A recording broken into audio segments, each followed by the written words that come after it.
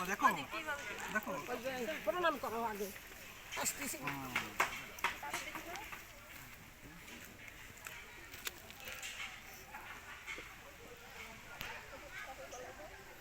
আগে গোবিন্দ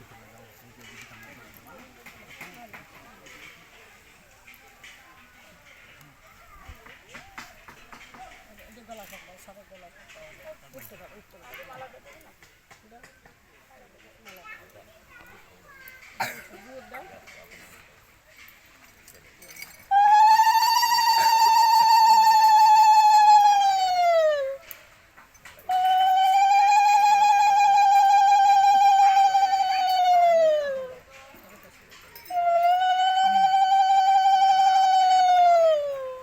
পিতামায়ের কৃপা তোমাদের উপরে বর্ষিত হোক।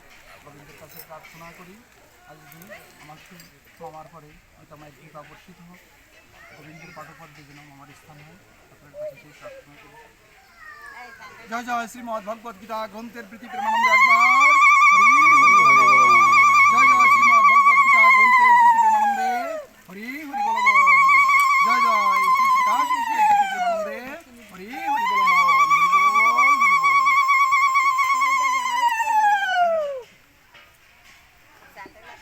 আসো তুমি এটা শ্লোক পাঠ করো, মন মনা ভব।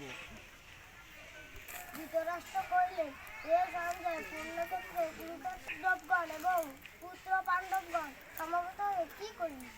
ওম শান্তি, ওম শান্তি, ওম শান্তি। সবাই একসাথে বলো, মন মনা ভব। পৃথিবীর সকল জীবের মঙ্গল।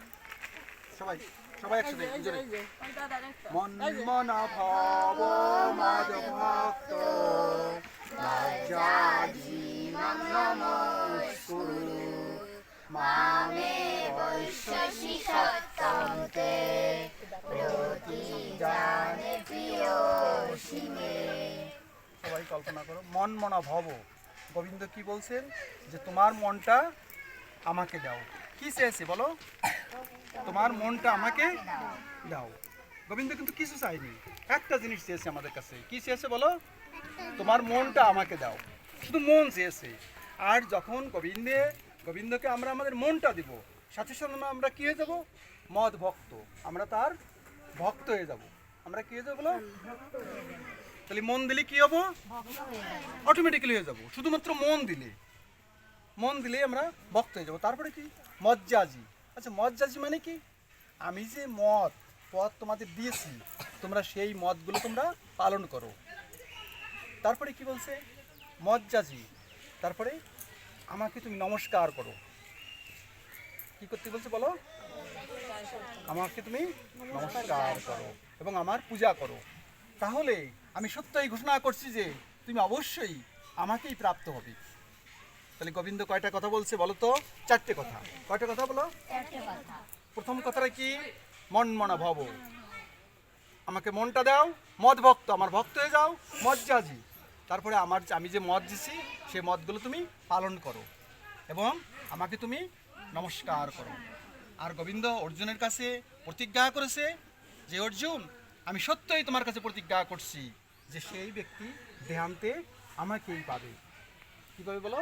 আমাকেই পাবে। দেখো, ক্ষিপ্তম ভবতী ধর্মাত্মা। কি বললো? তুমি ঘোষণা করে দাও যে আমার ভক্তের কোনো বিনাশ নেই। গোবিন্দ তো নিজে বলতে পারতেন যে আমি ঘোষণা করছি যে আমার ভক্তের কোনো বিনাশ নেই। নিজে বলতে পারতেন না? কিন্তু গোবিন্দ জানে যে আমি নিজে বললে আমার কথা নাও থাকতে পারে, কিন্তু আমার ভক্ত যদি বলে তাহলে ভক্তের কথা অবশ্যই থাকবে। কি বলছি বলো? ভক্তের কথা অবশ্যই থাকবে। কুরুক্ষেত্রের ময়দানে গোবিন্দ বলেছিলেন কি যে আমি অস্ত্র ধারণ করব না, কিন্তু নিজের প্রতিজ্ঞা তিনি নিজে রাখতে পারেননি। তিনি নিজে কি করছেন? সেই অস্ত্র তিনি ধারণ করেছিলেন। এই জন্য তিনি অর্জুনকে দিয়ে বলিয়েছেন যে আমার ভক্ত যদি কথা দেয়, আমি আমার ভক্তের কথা রাখবই। কি বলছেন বলো? আমার ভক্তের কোনো বিনাশ নেই। সবসময় মনে রাখবা যে গোবিন্দ প্রতিজ্ঞা করেছেন যে আমার ভক্তের কোনো বিনাশ নেই। যে প্রথম কথাটা একটু ভাবো যে অতি দুরাচারী ব্যক্তিও যদি আমার শরণাপন্ন হয় তাহলে আমি তাকে রক্ষা করব। যেমন অতি দুরাচারী ব্যক্তি কে বলো? জগাই মাধাই। নাম কি বলছি বলো? জগাই মাধাই। জগাই মাধাই। দেখো জগাই মাধাইকেও তিনি উদ্ধার করলেন। মথুরায় কে কংস ধ্বংস, আবার এদিকে কি লঙ্কায় কে রাবণ, সবাইকে তিনি উদ্ধার করলেন। তাহলে আমরা গীতার আজকে যে শ্লোকটা, আমরা চলে আসি আর একটা শ্লোকে। কত নম্বর? আমরা অনন্যয়া শক্য অহম এবং বিদ অর্জুন জ্ঞাতুম দ্রষ্টুম চ তত্ত্বেন প্রবিষ্টুম চ পরন্তপ। বলছে কি শুনো, হে পাণ্ডব, কেবল অনন্য ভক্তির দ্বারা আমার এই সকল স্বরূপে তত্ত্বত প্রবেশ করলেই আমি জানার যোগ্য ও দর্শন সাধ্য হই। সবাই শুনি, ভগবানের একটা রাজ্য আছে, বুঝছো? সেই রাজ্যে যদি প্রবেশ করতে হয়, কিসের দ্বারা প্রবেশ করতে হবে বলো? ভক্তির দ্বারা। বলো কিসের দ্বারা? ভক্তি না থাকলেই ভগবানের রাজ্যের মধ্যে ঢোকা যাবে না। কি না হলি বলো? কি লাগবে বলো? মনে করো আমরা এখন সবাই মিলে ভাবতেছি আমরা একটু বৃন্দাবন দর্শন করে আসি। তা বৃন্দাবনে যেতে হলে আমাদের ওই ভারত সরকারের অনুমতি লাগবে। কি লাগবে? ভারত সরকারের। আর নয় আমরা ভারতের মধ্যে ঢুকতেই পারবো না, ওই দেশের সরকারের একটা অনুমতি লাগবে। তা ভগবানের রাজ্যে প্রবেশ করতে হলে আমাদের এক নম্বরের জিনিসটা লাগতে হবে কি বলো? ভক্তি। কি বলো বলো? কি লাগবে? ভক্তি না হলে লেখাপড়া হবে না। যদি তুমি ভক্তি নিয়ে এই বইটিকে প্রণাম করে বই না ধরো, বইয়ের প্রতি যদি তোমার ভক্তি না থাকে, তোমার লেখাপড়া হবে না। তাহলে এক নম্বরে কি লাগবে বলো তো? এখন ভক্তি দেবীর দুই সন্তান, এটি একটু মনে রাখবা। ভক্তি দেবীর কয় সন্তান? দুই সন্তান। বলো কি বলো? দুই সন্তান। সেই দুই সন্তানের একজনের নাম আছে জ্ঞান আর একজনের নাম আছে বৈরাগ্য। সবাই বলো কি নাম বলো? বলো জ্ঞান আর তোমার ওই মায়ের দুই সন্তান, একজনের নাম হলো জ্ঞান আর একজনের নাম হলো বৈরাগ্য। এখন জ্ঞান আর বৈরাগ্য তারা দুইজন বৃদ্ধ হয়ে গেছে, আর ভক্তি দেবী একদম সে যুবতী রয়েছে। এখন সন্তান যদি বৃদ্ধ হয়ে যায় আর মা যদি সেই যুবতী থাকে, মার বয়স মনে করো মনে হচ্ছে যে 25 বছর, আর সন্তানের বয়স মনে হচ্ছে কি 90 বছর, তাহলে কেমন একটা অবস্থা না? এখন নারদ, বলো মহামণি নারদ এসে কি করলো? ওনাদেরকে একটু গীতা পাঠ করে শোনালো। গীতা শুনে ওরা একটু বসলো, কিছু সময় পরে আবার পড়ে গেছে। বৃন্দাবনে এসে দেখা হয়েছে, ওরা পড়ে গেছে। এখন তার নারদজিকে বললো কি ওদেরকে একটু ভাগবত পাঠ করে শোনাও। কি পাঠ করে শোনাতে বললো? ভাগবত পাঠ যখন শোনালো তখন ওরা আবার সতেজ হয়ে গেছে। এবার ওরা সন্তান হয়ে গেছে, ওরা মায়ের থেকে ওদের বয়স কমে গেছে। তাহলে ভক্তি দেবীর কয় সন্তান? নাম কি কি? সবাই বলো জ্ঞান আর সবাই মনে রাখবা। আমার ভক্তি থাকলে আমার মধ্যে জ্ঞানও থাকবে, আমার মধ্যে বৈরাগ্য থাকবে, বুঝছো? আচ্ছা, এই পরের শ্লোকটা বলবো, তারপরে শোনো। সবাই বলো মত কর্মকৃত। কি সুন্দর কথাটা বলো, মত মানে আমার যে কর্ম তোমরা তাই করো। আমি তোমাদের জন্য যে কর্ম দিয়েছি, আচ্ছা আমি এখন ধান লাগাচ্ছি, এই ধান লাগানো কাজটা ভগবানের কর্ম কি করে হবে? বাবু কি ঠাকুর, আমি যে ধান লাগাচ্ছি এই ধান দিয়ে যখন চাউল হবে, অন্ন আসবে, আমি তোমার প্রসাদ দিব, সেই প্রসাদ আমি গ্রহণ করব। সবাই কি বুঝতে পারছো তো? হ্যাঁ, আমি যা কিছু করব, তুমি লেখাপড়া শিখে ডাক্তার হবা, তুমি ভাবতেছো কি ঠাকুর আমি ডাক্তার হতে পারলে আমি কি করব? আমি দশের সেবা করব, আমি মানবের সেবা করব। আমার প্রত্যেকটা আমার আমি আজকে ব্যাংকেতে টাকা উঠলাম, ভাবো কি ঠাকুর আমি আগে তোমার জন্য, আমি তোমার প্রসাদের জন্য আমি একটু কিনি। মিষ্টির দোকানে যদি হাঁটতে ইচ্ছে করবে না বলে কিনি নই। এইটা আমার সব কাজটা কি হয়ে যাচ্ছে বলো? ঠাকুরের কর্ম হয়ে যাচ্ছে। সবাই বুঝতে পারছো তো? প্রথম কথা কি বলো? মত কর্মকৃত, মত কর্ম। তারপরে তোমরা আমি যে তোমাদের যে মত দিয়েছি, গোবিন্দের মত কি? এই যে গীতা গ্রন্থে যে কথা বলছে, ভাগবতে যে কথা বলছে, আমাদের সনাতন ধর্মগ্রন্থে যে কথা বলছে, এইটাই গোবিন্দের কর্ম। তারপরে কি শোনো, মদ ভক্ত, তাহলে তুমি আমার কি দেবো বলো?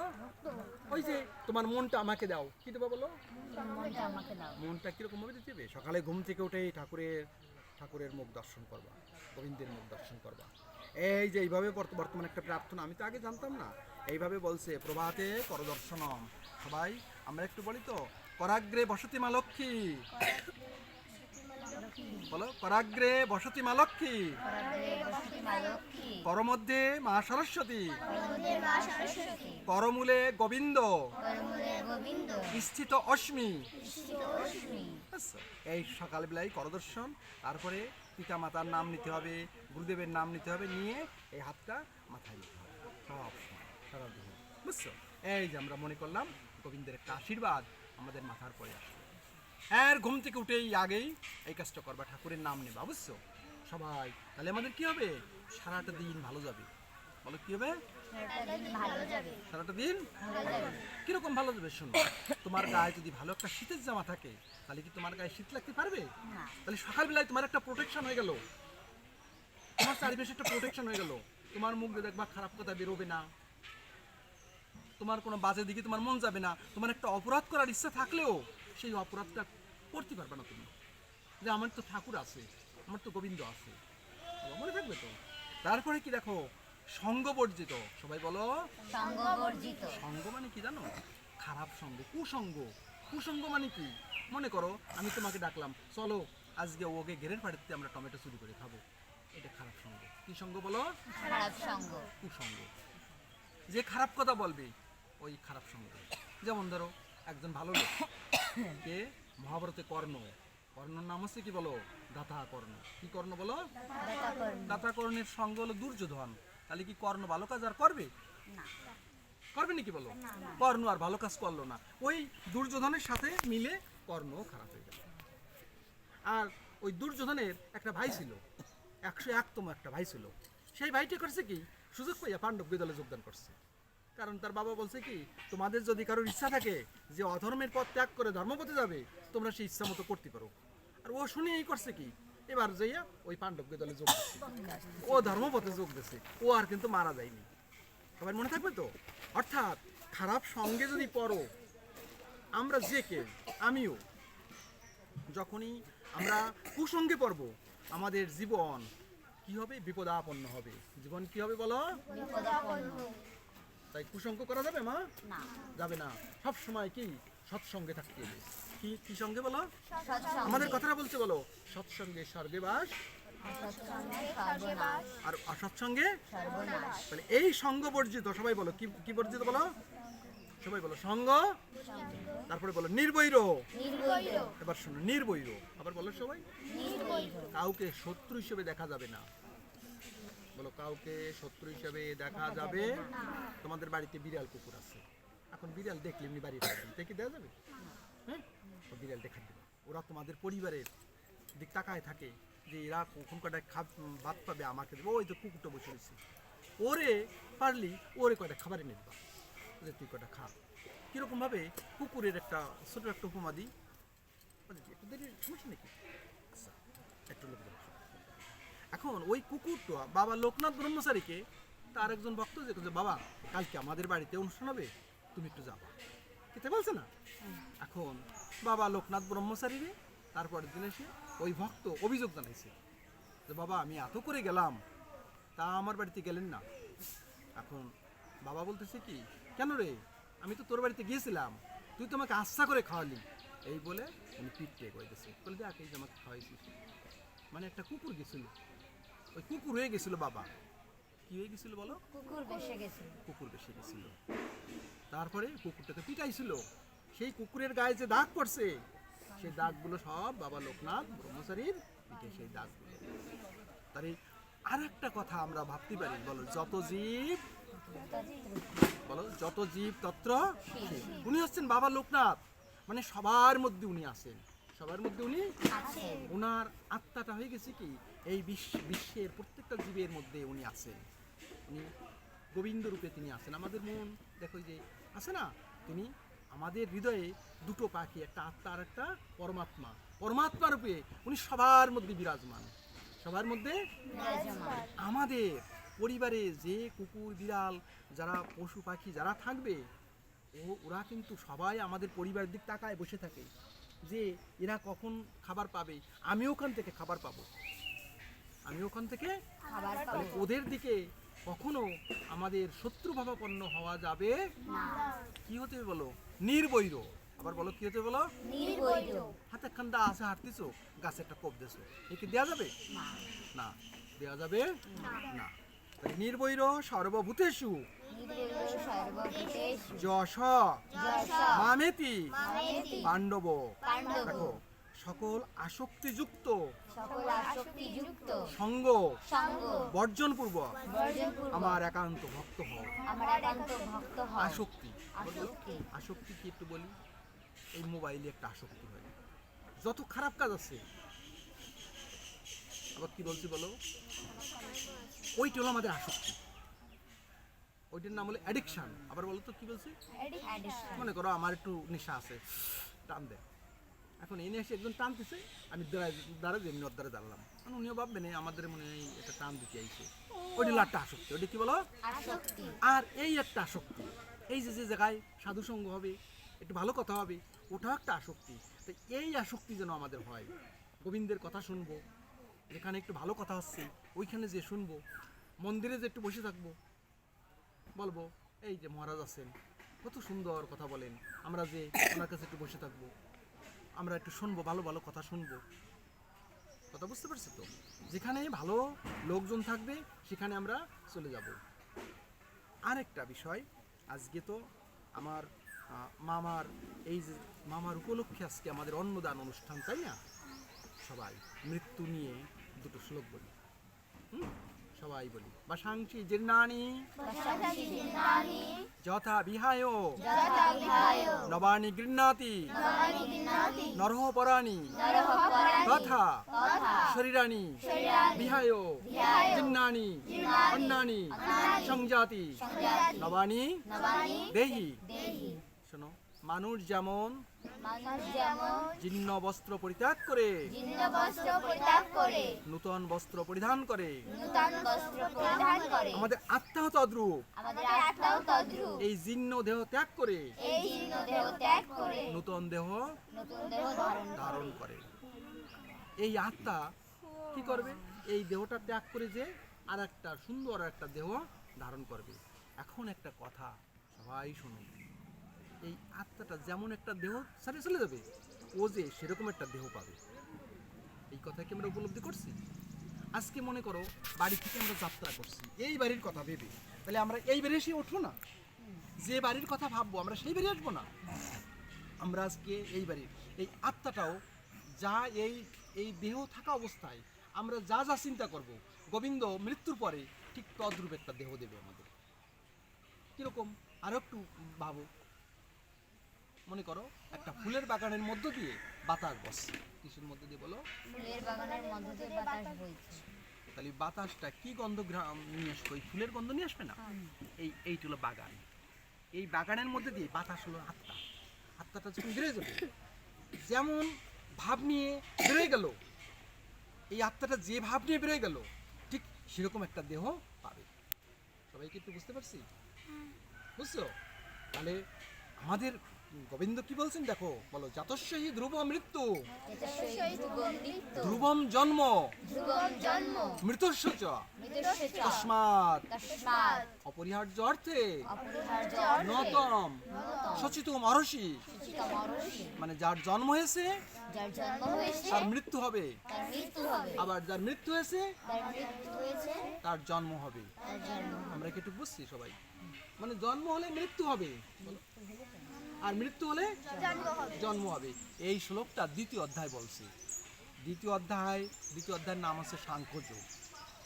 এই সাংখ্যযোগের পরে কর্মযোগ, কর্মসন্ন্যাস যোগ, জ্ঞানযোগ, এই করতে করতে চলে গেছে অষ্টম অধ্যায়। অষ্টম অধ্যায় যে গোবিন্দ আবার আর এক কথা বলতেছে আমি তো দ্বিতীয় অধ্যায়ের কথা বলে এসেছি, সেখানে কি বলছে সবাই শোনো, সেই শ্লোকটা একটু বলো। বলো আব্রহ্ম ভুবনাথ লোকা পুনঃ আবর্তিন অর্জুন। বলো হে অর্জুন, পৃথিবী থেকে ব্রহ্মলোক পর্যন্ত যারা আছে শুধু যাওয়া আশা করবে। মা মুপেত্তু তো কন্তেও পুনর্জন্ম না বিদ্যতে।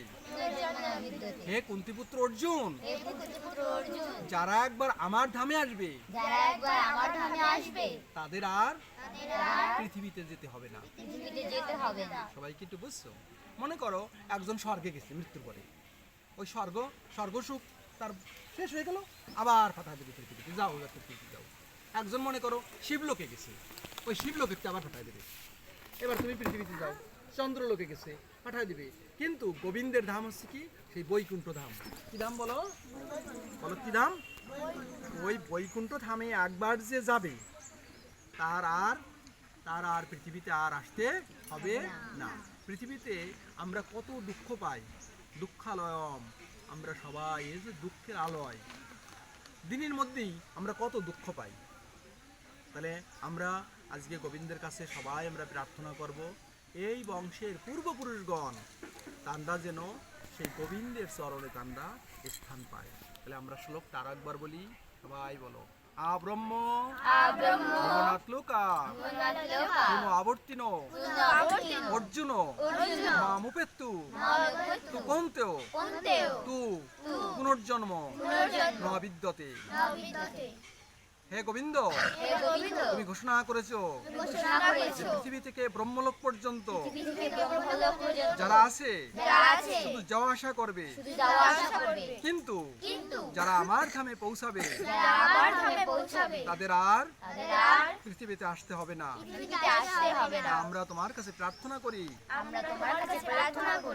এই পরিবারের পূর্বপুরুষগণ যেন তোমার আলোয় তোমার পাদপদ্মে স্থান পান।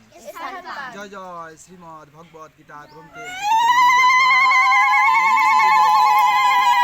জয় জয় রাধা কৃষ্ণের প্রতি জয় জয় শ্রীমদ ভগবতের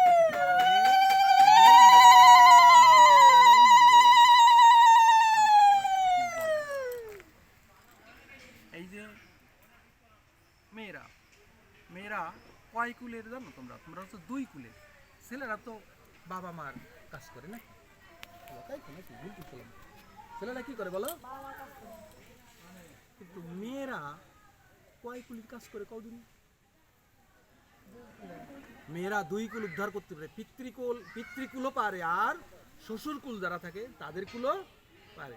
তাহলে তোমাদের কাছে প্রশ্ন, যে ওই শ্বশুর কুলে যে নিজের ছেলের পিণ্ড পাইছিল না, ওই পুত্রবধূর পিণ্ড পেয়েছিল কে? কে কে পেয়েছিল? হ্যাঁ, দশরথ। বলো কে? বলো রাজা দশরথ, যার পুত্র স্বয়ং ভগবান রামচন্দ্র সেই পিণ্ড দান করতে পারেনি। কে পিণ্ড দান করছিল বলো? মাতা সীতা দেবী। কি দেবী বলো? মাতা সীতা দেবী। তার সাক্ষী ছিল কয়জন? ব্রাহ্মণ, গাভী, বটগাছ, সেই নদী, সেই দুর্ভাগাস, তাই না? তা বলছিল কে? তারা অস্বীকার করছিল। একজন মাত্র সাক্ষী ছিল যে হ্যাঁ পিণ্ডদান করছে, আমি দেখছি। কে বলো? বটগাছ। এই জন্যই বটগাছ হচ্ছে আজকে সেই পুত্রবধূ এই বংশের। সেই দেখো যে তিনি ভক্তিমতী মাতা, তার পূর্বপুরুষদের উদ্দেশ্যে তিনি 2টি কথা বলবেন। আমরা সেই কথাগুলো শুনবো এবং গোবিন্দের কাছে আমরা প্রার্থনা করবো। দিদি আপনি বলেন। সবাইকে নমস্কার। আজকে এই মহতী অনুষ্ঠানের আমার শ্বশুর শাশুড়ির অন্নদান অনুষ্ঠানে আপনাদের আমি পেয়ে খুব গর্বিত, এবং আমি 2টো কথা বলতে চাই। এটা যদি আমি না বলি তাহলে আমি সারা জীবনের জন্য আমি আমার শ্বশুর শাশুড়ির কাছে ঋণী হয়ে থাকবো। আজকে এই অন্নদান অনুষ্ঠানে আজকে রাত্রেই আমার এই ছোট ছেলেটা স্বপ্নে দেখেছে, এবং আর দাদু বলতেছে ও ভাইদা আজকে বাড়ি একটা অনুষ্ঠান হবে। ও ঘুমেতে উঠেই আমারে বলতেছে মা আমি দাদুরই স্বপ্নে দেখেছি। কাকিমা ছিল, ও কাকিমা আমার কাছে কাকিমারে খেতে দিচ্ছি, বলতেছে মা দাদু স্বপ্নে আমারে বলিছে কেউ ভাইদা আজকে বাড়ি একটা অনুষ্ঠান হবে, আজকে তুই গ্যাঞ্জাম ট্যাঞ্জাম করিস না। এর ও কাছে কেউ দাদু তাই তুমি থাকবা না? তাই কাছে না ওবায়দা, আজকে তো তোকে বড় অনুষ্ঠান আছে।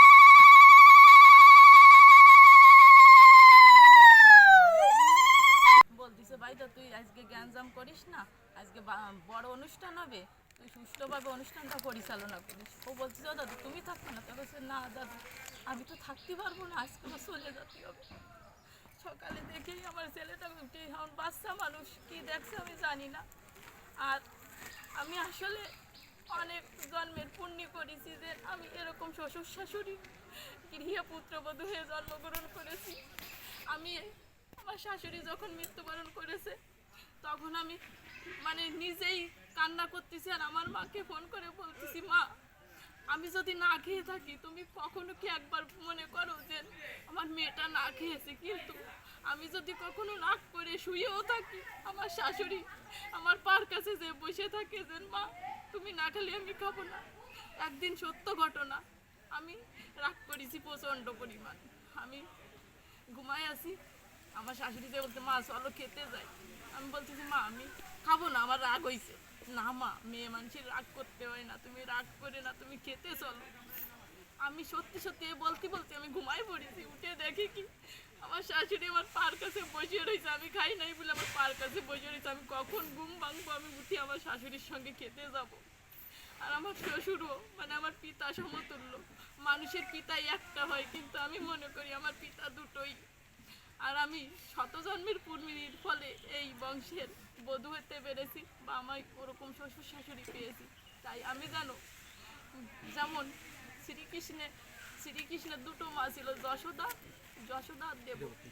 তা আমি হয়তো ফলতিতে আমার মায়ের গর্ভে জন্মগ্রহণ করেছি, কিন্তু আসলে আমি এই পুষ্পরানী এই আমার শাশুড়ির গর্ভেই আমি প্রতিপালিত হয়েছি। মনে হয় কি এই আমার মা। তাই আপনারা সবাই আমি জানি 10 জন যেখানে ভগবান সেখানে উপস্থিত হয়। আর আজকে এই গীতা পাঠের অনুষ্ঠানে অবশ্যই আমার শ্বশুর শাশুড়ি বসে দেখতেছে, তারা সবসময় চাইতো আমার নাতিপুতি একটু গীতা পাঠ করুক, একটু ভাগবত কথা শুনুক। এই জন্য আমি অনুপ্রাণিত হই, আমি এই দাদার কাছে আমার ছেলে দুটো গীতা পাঠ করতে পাঠিয়েছি। এবং ওর দাদু প্রতিদিন শুক্রবার আসলেই বলতো, ও ভাই দাদা গীতা ক্লাসে যাবি না? ও ভাই দা গীতা ক্লাসে যাবি না? গীতা ক্লাসে যাবাই দা, আমার বংশের মুখ রাখিস তোরা। তাই আমি যতদিন বেঁচে আছি আমার ছেলে দুটোকে আমি গীতা পাঠের অনুষ্ঠান যেখানে হবে আমি অবশ্যই পাঠাবো। এবং আমার শ্বশুর শাশুড়ির শেষ ইচ্ছা আমি পূরণ করব। তারা চাইতো যে আমার নাতিপুতি অন্তত ধর্মের প্রতি একটু ভালোভাবে চলুক এবং গীতা পাঠের প্রতি একটু মন দিক, এবং কোথাও কোনো অনুষ্ঠান হলে আমাকে বলতো মা তুমি দাদুদের নিয়ে যাও। তাই আমি আজকে এই কোমলমতি শিশুদের মধ্যেই ঈশ্বর বিরাজ করে। তাই আমি বলতে চাই যে সবাই মিলে আমার শ্বশুর শাশুড়ির জন্য আশীর্বাদ করবেন, জানি তারা স্বর্গবাসী হয়। 10 জন যেখানে ভগবান সেখানে। ওই ভক্ত সুদামাও একদিন শ্রীকৃষ্ণের চরণ যুগল ধোয়াইছিল, এবং শ্রীকৃষ্ণ একদিন ভক্তের চরণ যুগল ধোয়াইছিল। বলিল তোর মতন ভক্ত যদি আজকে আমি চরণ যুগল না ধোয়াই তাহলে আমার মতন কৃষ্ণরও কেউ সরল হবে না। তাই ভক্ত আমার মাতা পিতা, তাই আপনারা সবাই মিলে আশীর্বাদ করবেন আমার শ্বশুর শাশুড়ি যেন আজকের পর থেকে তারা স্বর্গবাসী হয় এবং স্বর্গের ফুল বিছানায় থাকতে পারে। হয়তো আমি অনেক জেনে অজানে তাদের অনেক কষ্ট দিয়েছি, অনেক ব্যথা দিয়েছি, আজকে জানি আজকে থেকে তারা একটু সুখে জীবনযাপন করতে পারে। এবং আপনারা এই গীতা পাঠের মধ্য দিয়ে এবং এই বাচ্চাদের হাত ধরে তাদের একটু বৈকুণ্ঠ ধাম আপনারা বইটা নিয়ে পার করে দিয়েন। আর কিছু বলবো না, আজকে আপনারা এসেছেন আমি খুব খুশি হয়েছে। হয়তো আমাদের বাড়ির ওর বাবা খুব ব্যস্ততার ভিতর আছে, থাকতে পারিনি, বলিছে তুমি ওইটা পরিচালনা করো। তাই দাদা আপনাদের পেয়ে আমি খুব আনন্দিত, এবং যতদিন আমি বেঁচে থাকবো আপনাদের গীতা পাঠ চলবে ততদিন আমার ছেলে দুটো আপনাদের পাশে যাবে। তার বেশি কিছু বলতে চাই না। আমার শ্বশুর শাশুড়িকে আপনারা আজকের পর থেকে তারা জানে স্বর্গবাসী হয় এবং তাদের জানি সকল পাপ দূর হয়ে ঈশ্বর যেন তাদের সোনার ফুল বিছানায় শুতে দেয়, সেই কথা রেখে আমি আমার বক্তব্য শেষ করছি।